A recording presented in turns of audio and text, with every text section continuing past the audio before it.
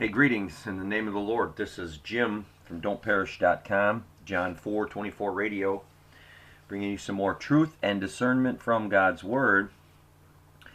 As you can see, we have our Holy Bible, God's Word as always, and we have our topic, Tim Keller, testing his mystic ecumenical false theology, and of course we have our don'tperish.com website.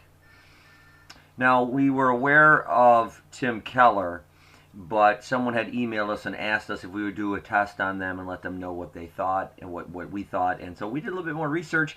So let me go through quickly. Now, we will point you to our article. There's a post at the bottom of this YouTube video that details it. It has video, it has references, it has page numbers from his books, it has quotes. All the details and documentation is there. This is just a quick YouTube run through to show you and tell you, beware of the theology of Tim Keller. Tim Keller is the modern pastor at Redeemer Presbyterian in New York. We have a 10-point biblical test. You'll see it on our article. They fail it in many, many ways. I think they might fail it in every one of the 10 points. So check that out. It's very important. They're not a true New Testament church, not in spirit and truth worship. Keller preaches a false gospel. He believes in watering down the gospel, changing it to make it more palatable for the current culture. You'll see that on our article. Very dangerous. The false gospel, Paul says, to reject such things in Galatians 1.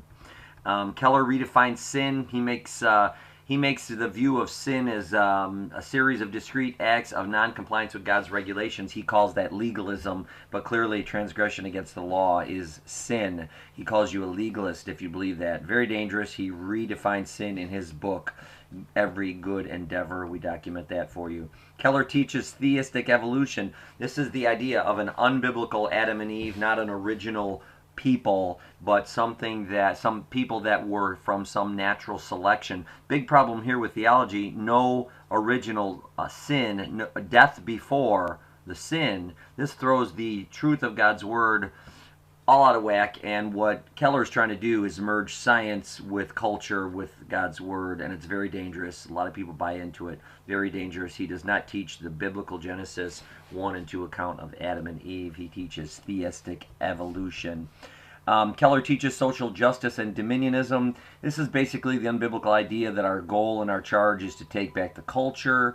Our goal is to make sure that we're totally attentive on the poor, and while we should take care of the poor, he makes it an overriding call, and this really is a socialistic, new cultural mindset that the evangelical church has gotten into that takes them away from the gospel. Very dangerous. Social justice and dominionism. Keller questions and undermines the inerrancy of God's truth. We show you that with his books, his teachings, his false gospel, his evolution, and his thoughts on mysticism, which is trying to reach spirituality without God's truth.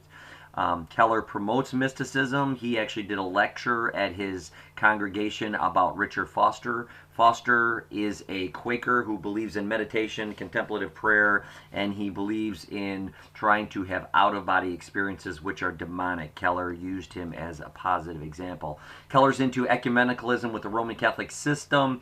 He has taught on St. Teresa of Avila, Dominic Friar, and Father Jordan Amen, who are all mystics. He has taught on them right at his Redeemer Presbyterian congregation in 1998.